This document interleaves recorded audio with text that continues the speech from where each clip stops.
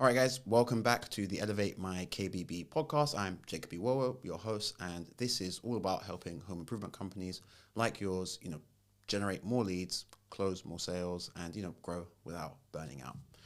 So with that being said, most contractors still, in my experience at least, treat financing like some sort of like a last minute discount trick. And, sorry, you know what I need? Because I'm going to have no idea how long I'm speaking for. I need that timer.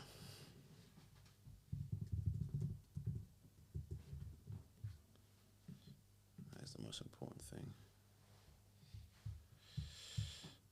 Okay. Okay.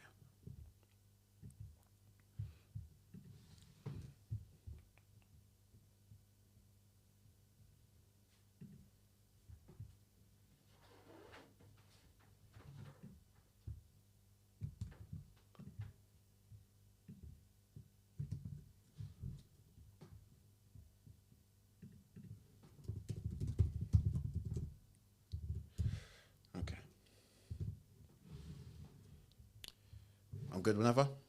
Yeah, mate, still rolling. Cool. All right, guys, welcome back to the Elevate My KBB podcast. I'm JIwowo, your host, and this podcast is all about giving you practical sales and marketing insights to help you grow and scale your home improvement company. Now, in today's episode, we're going to be talking about the fact that, at least in my experience, most, contractors still treat financing like some sort of a, last minute discount trick. And in my opinion, that means that they're leaving literally, tens, if not hundreds of thousands of revenue, on the table because of that one issue. So this episode today isn't going to be about whether, you should offer financing, because, if you're in the business, I would hope that you guys are. The episode is specifically about how you actually go about bringing that up, right? And specifically when you introduce financing on a, appointment, and why framing it in the right way can lead to literally 20 to 50% more revenue from the exact same number of leads. So if you're, in charge of actually driving that revenue, whether you're a sales manager, you're an owner, you're, in charge of marketing leads, then this episode is going to help you, actually increase your close rates. It's going to help you boost your average deal size. And with that being said, this is something that is going to compound seriously to help that kind of bottom line growth, again, without having to spend any more money in generating extra leads. So, the core idea here is that a lot of companies that I speak to will, tell me, look, Jacob, we're already offering financing. And that kind of mindset and that line, in my experience, is literally one of the most expensive sentences that you can say in the home improvement industry if it kind of it comes with this same mentality. Because the process that kind of usually happens for those companies that are offering financing to their clients is that most reps only bring that up after the customer has already hesitated on the price, right? But at that point, this financing offer, this financing angle feels more like a discount or kind of a lifeline rather than, a framing or a benefit of specifically working with you guys. So with that being said, the best example I can give you is if you are doing skydiving, you wouldn't give someone a parachute when they've already hit the ground, right? And that's the same thing here. Your parachute in your sales process, trust me, is your ability and your creativity with finance. So if you offer it after you've already, provided the deal or, given the price, then I'm telling you, it's not even going to be 1/10 of as effective as if you use it in the ways that we, are going to be suggesting in this call. So, with that being said, my thought process and my opinion when it comes to financing is that financing should be used as a kind of, enhancer or an enabler of your sales team rather than a lifeline. So my opinion is that you should lead with financing because that's actually what helps people buy. And, it's how we get, these people, because at the end of the day, when we go into the house, we want to be able to provide our clients with the solution that they want without having to compromise. And what frequently happens is that when you, when you go into the house and you provide them with your quote, 9 times out of 10, it's going to be more expensive than they're thinking, right? So, either they end up going with somebody cheaper, or they end up kind of downgrading what they want to be able to meet the price. So with that being said, when you position financing up front, it becomes, an opportunity to provide that individual with confidence rather than it being like a negotiating tactic. And, as we kind of reference, it allows those reps to give people kind of full scope solutions without having to, take stuff off. And in some cases, in fact, in many cases, providing financing on the front end allows people to be able to upgrade to better options, and you'll be able to sell more things that have better margins for you guys without you ever feeling pushy. So, the question that I have for you is, in your company right now, are you currently training your reps to treat financing like kind of a bridge to bigger and better projects? Or are you actively, having your reps use financing as a way to save the deal on the back end, right? It's something that you actually need to genuinely ask yourself, because at the end of the day, the stats are what the stats are. We found that contractors who actually lead with financing on average close 20%, bigger deals, and they also increase their sales, their close rate by 20% as well. So, we've even seen in some cases that teams and individual reps are able to get 50% larger jobs, again, depending on the industry and things of that nature, just because they framed their financing options a little bit better, right? So let me actually walk you through the psychology, just so you can kind of see it for yourself, because financing is used in tons of different industries, and you've also been impacted by the psychology more than likely yourself. So the idea is that it's the exact same amount of money, but it's a different type of decision when you put financing in the right light. So again, most of you guys watching this have probably bought a car, right? So let's just say you're buying a $60,000 car, right? Now, on the front end, that's a very big price tag. But when somebody says there's a $60,000 car, it doesn't feel overwhelming, right? So why is that? Yeah, why does a $60,000 car not sound expensive? When, for example, a $60,000 kitchen remodel sounds expensive to most people, even though, at least in my opinion, from a value perspective, you're going to utilize your kitchen probably even more, if not the same amount as your car. Well, the reason for that is because, the auto industry is, a very advanced industry when it comes to sales. And the moment that you walk into that lot, the entire experience of you buying that car is built around monthly payments, and that's for a reason. So you're not looking at a $60,000 car, you're looking at, $799 a month with 0 interest for 36 months, or, some sort of a small down payment with a lease option, right? And with that said, you get in the car, you feel it, you're emotionally invested, and then by the time you hear that number, you've already decided that you want it, and the financing just makes that more doable, right? Now, let's even compare that to a $25,000 kitchen remodel, right? Which is less than half of the cost of the car. Now, what happens in that instance? You walk into a sales appointment, and you get the proposal handed to you, and the rep says, okay, so the total is going to be $24,987. And just like that, you have sticker shock, right? And you didn't get to feel the new kitchen, right? But at the same time, in the same way that you can test drive a car, but nobody actually gave you the anchoring of a manageable payment, right? So at the end of the day, it's just $25,000 all at once, take it or leave it, right? And that right there is where the difference lies. Because the car dealer makes you feel like you got some money and you can afford those monthly payments, right? $799 a month, that's fine, I can afford that. Whereas in our industry, in the home improvement industry, you kind of feel like you're broke, right? You don't actually have $25,000 that you can spend, or in many cases you do, but there's so many other things that you would rather spend $25,000 on right now. And with that being said, the car is $60,000. The kitchen is $25,000 and somehow the car feels cheaper, right? And that is the psychology around the strategy, because when you offer $249 a month instead of $14,000 lump sum, it completely shifts the kind of mentality of the buyer from, should I, to, how can I make sure I can afford this, right? So remember, this mentality, this strategy, it's not about tricking people. It's about giving them, a frame that they're actually comfortable with. Because people, as we all know, and again, if you've done any type of sales training, if you've read any sales books, you'll know that people buy emotionally and then they justify it logically after. And the monthly framing allows them to emotionally get over the fact that it's going to be easier for them to buy. Again, it doesn't change the price. But when I tell you $249 a month, that just sounds cheaper than $14,000 up front. And that's the emotional side of us, right? So just how auto dealers do it, we can guide our customers to the outcome that they want, but we can do it by removing that kind of price pain, right?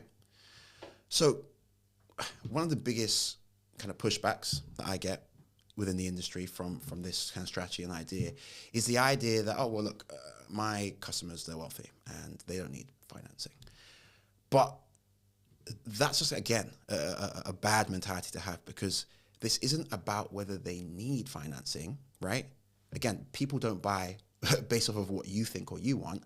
It's about wanting to be able to, keep, that kind of flexibility in terms of their cash and be able to, leverage their money smarter. Again, people who are rich, they're not rich because they don't understand how to use money. At the end of the day, in most scenarios, if you're able to, get and take care of those interest rates, and especially at this moment in time, interest rates are pretty high. So if they're able to even just put the money in a savings account and it's paying them back 4 or 5%, right? If that's lower than the monthly payments, then that's actually going to make sense to them, right? So what we found is that even people who are cash buyers, right? People who have the money saved up specifically for your project, for the kitchen remodel, for, the new windows, they are likely to say yes to an option that feels smarter, right? Not cheaper. Again, it's smarter for them to use the monthly payments, depending on, the financing options, than it is for them to pay up front. So in many cases, they say yes. So again, let's just take you through a real example. We have a customer, they have $10,000 and they're ready to, spend that on their window installations. And because you guys have done the front end work and you know that they're pre-approved, the rep tells them, hey, by the way, if you add a front door today, since you guys kind of mentioned that you're interested in a front door, then what I can do is I can give you 6 months interest free on that, right? So now suddenly that job that was $10,000 has now increased by 30% to a $13,000 job. And that additional $3,000 has an $1,800 margin because you guys have very high margins on doors. And that's because you're able to cover that cost with financing, right?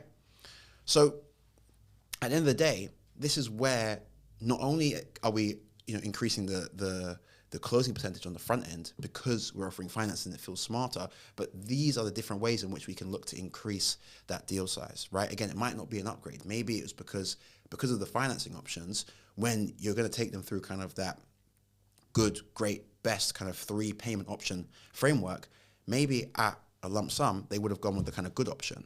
But because they can pay on a monthly payment, they decide to go with, the great, or even provide themselves with the best opportunity because it just feels more manageable, right? And whether it's an upsell, whether it's just, giving them a better package, when the payment is framed as monthly, as we've seen in the car example, it just feels more accessible. And it doesn't actually feel like, for example, in that case of the door, that you're upselling them. All you're doing is giving them an opportunity to get a different payment option if they get the door, right? So with that being said, when you close more jobs and each job is worth more to you, that's how you actually start to grow and scale your company. Again, if we just kind of do some simple maths with this, if you have a 20% higher close rate and you have a 20% average higher ticket, then it's not just kind of a 40% lift, it's going to be a compounding ROI gain, right? So in some cases, we've seen teams where the top reps who are using the strategy are able to close deals that are 30 to 60% larger than the ones that don't. And not only are the deals larger, as we spoke about, they're closing them at a higher rate. Now, with that being said, and that idea, in mind exactly, another issue that we've found when it comes to financing, because some of you guys have already kind of understood this idea, and you guys like to offer financing as a part of what you do. And again, potentially you may not have trained things, the way that we would recommend you've trained them. But again, if you guys are offering financing and trying to do it somewhat on the front end, then you're already in a good spot. But the problem is that a lot of companies don't actually have an idea of which reps are offering financing and which ones aren't. And the disconnect between those two things are actually costing you a lot more than you think, because when it comes to the reps going out and selling, you might just think, oh, okay, this rep's better than that rep, or, these leads are better than the other leads. But in reality, you have a problem with the entire sales system, right?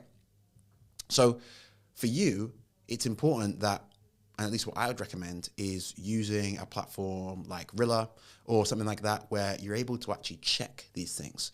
And with that said, I'll give you kind of a quick checklist of things that you need to be, checking for with your reps. For me, I think it's important that your reps are bringing up financing, within the first 5 to 10 minutes of a sales appointment, right? Of course, you need to go in, you need to build some rapport. And again, maybe some reps, and you guys train for them to kind of build rapport and build a connection with the prospect a little bit more. But at least in that first section, as part of that rapport building, or the first kind of bridge out of that rapport building, needs to be them coming in and, talking about financing, right? The second thing that you need to make sure is happening within your company is that you're actually training these reps to anchor on monthly payments, right?